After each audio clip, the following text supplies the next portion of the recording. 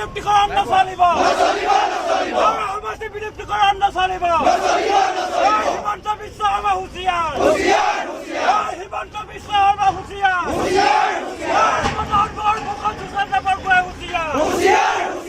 গঠনৰ মুখত সুশান্ত বৰগোহাঁই হুঁচিয়াৰ এইটোৱেই চলিছে ভয়ংকৰ আৰু এটা খুব দুৰ্ভাগ্যজনক বিষয় যে ঐতিহাসিক হাওৰা সমষ্টিক এটা কৰ্তন কৰি পেলাই শিৱসাগৰ সমষ্টিৰ লগত চামিল কৰিবলৈ লোৱা হৈছে। আমি দেখিবলৈ পাইছোঁ যে আচলতে বিজেপিৰ এইখন চৰকাৰ আচলতে তেওঁলোক খিলঞ্জীয়া বিৰোধী এখন চৰকাৰ, তেওঁলোক আহোম বিৰোধী এখন চৰকাৰ আৰু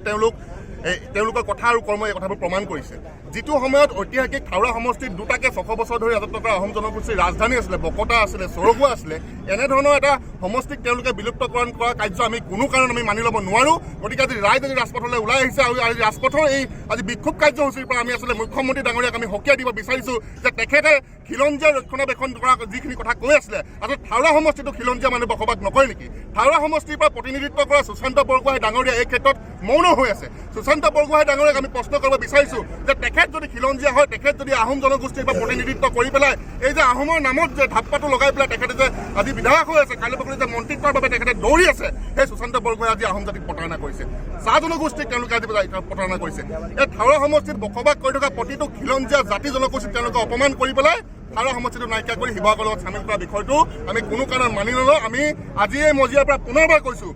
পৰৱৰ্তী আন্দোলন অধিক ভয়ংকৰ জংগী হ'ব। হয়তো আমি শিৱসাগৰ জিলা আৰু হাওৰা সমষ্টি আমি বন্ধ কৰিবলৈ আমি বাধ্য হ'ম। ইতিমধ্যে 11 তাৰিখে যি নিৰ্বাচনী আয়োগৰ দল আহিব, আমি শিৱসাগৰ জিলা আমি বন্ধ কৰিবলৈ আমি বাধ্য হ'ম। জানে ভাৰতৰ নিৰ্বাচন আয়োগে যিখন খচৰা উলিয়াইছিলে, এই খচৰাখন আমি অসাংবিধানিকভাৱে আমি বিচাৰ কৰিছোঁ। আৰু যিখন খচৰা হৈছে ভাৰতৰ নিৰ্বাচন আয়োগে যিজন অশোক সিংঘালক ঘৰত বনোৱা খচৰা, এই খচৰাখন আমি মানি নলওঁ। আৰু আপোনালোকে জানে যিহেতু এই খচৰাখনত ডিমৌ সমষ্টি হিচাপে নামাকৰণ দিছিলে,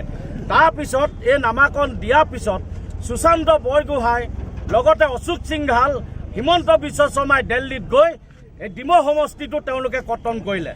বিলুপ্তিকৰণ কৰিলে। আৰু এই সুশান্ত বৰগোহাঁইক আমি ক'ব বিচাৰিছোঁ, হিমন্ত বিশ্ব শৰ্মাক ক'ব বিচাৰিছোঁ যে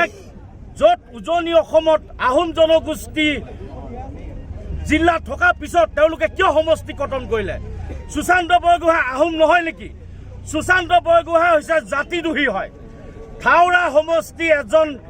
মানে বিশ্বাসঘাতক এজন বিধায়ক হয় সুশান্ত বৰগোহাঁই। আৰু লগতে হিমন্ত বিশ্ব শৰ্মাক আমি কৈছোঁ তেওঁ এজন জাতিদ্ৰোহী মুখ্যমন্ত্ৰী নহয়, তেওঁ অসমীয়া জাতিদ্ৰোহী হয়। য'ত খিলঞ্জীয়া মানুহ অস্তিত্ব ৰক্ষাৰ কথা কৈ থকা এজন মুখ্যমন্ত্ৰী আজি হঠাৎ তেওঁলোকে য'ত হিন্দু বাঙালীৰ কাৰণে 8টা চিট থকাৰ পিছত তেওঁলোকে 24টা চিট কৰি দিলে, য'ত আজমলক সন্তুষ্ট কৰিলে, হিন্দু বাঙালীক সন্তুষ্ট কৰিলে, আমাৰ খিলঞ্জীয়া মানুহৰ অস্তিত্ব নাইকিয়া কৰিব বিচাৰিছে। শেষত সুশান্ত বৰগোহাঁই এই সমষ্টি, যিজন সুশান্ত বৰগোহাঁই গাদ্দাৰ হয়, সমষ্টিৰ কাৰণে তেওঁ গাদ্দাৰ বুলি আমি এইটো কাৰণে কৈছোঁ। য'ত সমষ্টিক তেওঁ চামিল কৰি দিলে, তেওঁ যিটো সাহস হ'ব লাগিছে তেওঁ সাহস নাই,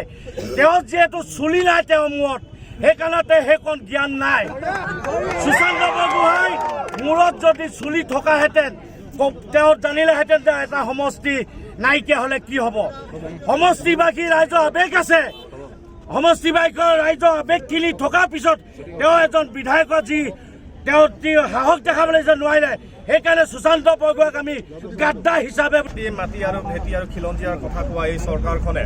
এটা কথা প্ৰমাণ কৰিছে। নিৰ্বাচন আয়োগে যিখন খচৰা প্ৰস্তুত কৰিছে, আমি তাত দেখিবলৈ পাইছোঁ যে NRC উন্নতিকৰণ নোহোৱাকৈ তেওঁলোকে যি খচৰা প্ৰস্তুত কৰিছে তাক আমি গৰিহণা দিছোঁ। আৰু আপোনালোকে সকলোৱে জানো যে NRCত ইতিমধ্যে প্ৰায় 19 লাখৰো অধিক অবৈধ বিদেশী বাংলাদেশী কিন্তু অন্তৰ্ভুক্ত হৈ আছে। আৰু এই জনসংখ্যাবিলাকক নিৰূপণ কৰি পিনে তেওঁলোকে সমষ্টি পুনৰ নিৰ্ধাৰণ কৰিব বিচাৰিছে, তাক আমি গৰিহণা দিছোঁ। আৰু আমি অসমৰ প্ৰতিটো দল সংগঠনে আমি দাবী জনাই অহা স্বত্তেও যে NRC পুনৰ উন্নতিকৰণ হ'ব লাগে, তাৰ পিছতে সমষ্টি পুনৰ নিৰ্ধাৰণ প্ৰক্ৰিয়াটো আৰম্ভ কৰিব লাগে। আজি এই প্ৰতিবাদী কাৰ্যসূচীৰ জৰিয়তে আমি সমষ্টি পুনৰ নিৰ্ধাৰণ প্ৰক্ৰিয়াটোক আমি স্থগিত ৰাখিবলৈ আমি দাবী জনাইছোঁ। আৰু এই খিলঞ্জীয়া জাতি মাটি ভেটি কোৱা চৰকাৰখনে তেওঁলোকে যে খিলঞ্জীয়া বিৰোধী আৰু বিদেশীক যে ৰক্ষণাবেক্ষণ দিবৰ কাৰণে এই খচৰা প্ৰস্তুত কৰিছে, অসম চৰকাৰ তথা কেন্দ্ৰীয় চৰকাৰ পৃষ্ঠপোষকত এই কথা কিন্তু এই খচৰা খচৰাৰ দ্বাৰাই আমি স্পষ্ট হৈছে আৰু বিশেষকৈ আমি সকলোৱে জানো যে থাওৰা সমষ্টি এটা ঐতিহাসিক সমষ্টি আহোমৰ ৰাজধানী আছিলে চৰগুৱা বকতা নিচিনা ঠাই আমাৰ আজু ককা অতীতৰ দিনৰ পৰাই এই সমষ্টিৰ আমাৰ আৱেগ আমাৰ স্বাভিমান আমাৰ জড়িত হৈ আছে আৰু শেহতীয়াকৈ খেচৰাত যিহেতু তেওঁলোকে ডিমু সমষ্টি নামাকৰণ কৰিব বিচাৰিছিলে আৰু নামাকৰণ কৰি তেওঁলোকে কেইবাটাও শিৱসাগৰ সমষ্টিৰ পঞ্চায়তীত অন্তৰ্ভুক্ত কৰাৰ চিন্তা চৰ্চা কৰিছিলে আৰু আমি বিশেষ সূত্ৰে গম পাইছোঁ যে তেওঁলোকে বিশেষকৈ এই থাওৰা সমষ্টিক এতিয়া শেহতীয়াকৈ তেওঁলোকে শিৱসাগৰৰ লগত চামিল কৰিব বিচাৰিছে এই কাৰ্যক আমি গৰিহণা দিছোঁ আৰু আমি থাওৰাবাসীয়ে কেতিয়াও আমি মানি নলওঁ ইয়াৰ প্ৰতিবাদ বৰভেটি নিৰ্মাণ কৰা চাউলুং চুকাফাৰ আদৰ্শক আজি হিমন্ত বিশ্ব শৰ্মাই আজি তেওঁ ভেঙুচালি কৰিছে এইকাৰণে যিখন বৰ অসমৰ বৰভেটি স্থাপন কৰিছিল চাউলুং চুকাফাই সেইখন বৰ অসমৰ বৰভেটিত আজি তেখেতে মুখ্যমন্ত্ৰী হিচাপে এইখন অসমত তেখেতে ৰাজ কৰি আছে কিন্তু আজি আটাইতকৈ ডাঙৰ কথা এই যে দুৰ্ভাগ্যজনক কথা যে ঐতিহাসিক যিটো থাওৰা সমষ্টি ইয়াত বিভিন্ন ভাষা ভাষী ধৰ্মাৱলম্বী বিভিন্ন জাতি জনগোষ্ঠীয়ে সকলোৱে ঐক্যতাৰ এনাজৰীয়ে বান্ধ খাই এইখন থাওৰা সমষ্টিত সকলোৱে জীৱন নিৰ্বাহ কৰি সুশান্তিৰে জীৱন নিৰ্বাহ কৰি আছে ৰাজনৈতিকভাৱে আজি এই থাওৰা সমষ্টিক প্ৰতাৰণা কৰিবলৈ আটাইতকৈ ডাঙৰ প্ৰতাৰক হিচাপে আটাইতকৈ থাওৰা সমষ্টি বদন বৰফুকন আধুনিক যুগৰ বদন বৰফুকন হিচাপে আজি আমি যিজন ব্যক্তিক চিনাক্ত কৰিছোঁ সেইজনেই হৈছে কেৱল আৰু কেৱল মাত্ৰ সুশান্ত বৰগোহাঁই সুশান্ত বৰগোহাঁইক আমি সকীয়াই দিবলৈ বিচাৰিছোঁ যে আপোনাৰ ৰাজনৈতিক স্বাৰ্থ আপোনাৰ ৰাজনৈতিক উদ্দেশ্য সিদ্ধি কৰিবৰ বাবে থাওৰা সমষ্টি আপুনি যি ধৰণে আপুনি বিপথে পৰিচালিত কৰি থাওৰা সমষ্টি শিৱসাগৰ সমষ্টিৰ লগত চামিল কৰাৰ আপুনি পোষকতা কৰিছে এয়া কেতিয়াও সম্ভৱ নহয় কাৰণ আমাৰ চাউলুং চুকাফা তথা আমাৰ আজু ককাসকলৰ আমাৰ এই আহোম জনগোষ্ঠী যিসকল বীৰ বীৰাংগনাই এইখন অসমত তেখেতসকলে নিজৰ এই অসমখনক এখন সুন্দৰ অসম গঢ়ি নিৰ্মাণ কৰিছিল আৰু আপোনালোকে হিমন্ত বিশ্ব শৰ্মাৰ নেগুৰত ভৰিত ধৰি আপোনালোকে ভেঙুচালি কৰি আমাৰ জাতি সত্তাক আমাৰ অসমীয়া আমাৰ আহোম জনগোষ্ঠীটোক আপোনালোকে নিক্ষেপ কৰাৰ যি পৰিকল্পনা কৰিছে আমি সকীয়াই দিছোঁ সুশান্ত বৰগোহাঁই আপোনাৰ নিষ্ঠা নাই আপোনাক সামাজিকভাৱে আপোনাক ৰাজনৈতিকভাৱে থাওৰা সমষ্টি প্ৰতিটো ৰাজনৈতিক দল প্ৰতিটো জাতীয় সংগঠন AGP BJP কোনো কথা নাই সকলোৱে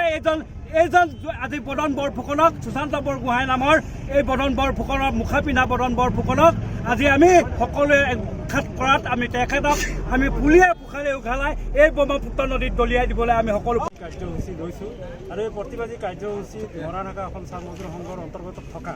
থাওৰা সমষ্টিৰ বিভিন্ন বাগিচা আছে প্ৰায় ইউনিট হিচাপে 19টা ইউনিট আছে আৰু 19টা ইউনিটৰ প্ৰতিনিধিসকলে আজি এই কাৰ্যসূচীত অংশগ্ৰহণ কৰিছে যিহেতু আমি একেমুখে কৈ দিব বিচাৰিছোঁ যিহেতু থাওৰা সমষ্টিৰ যিটো বিদ্যুতীকৰণৰ যিটো কাৰ্যপন্থা গ্ৰহণ কৰিছে বিজেপি চৰকাৰে আমি গৰিহণা দিছোঁ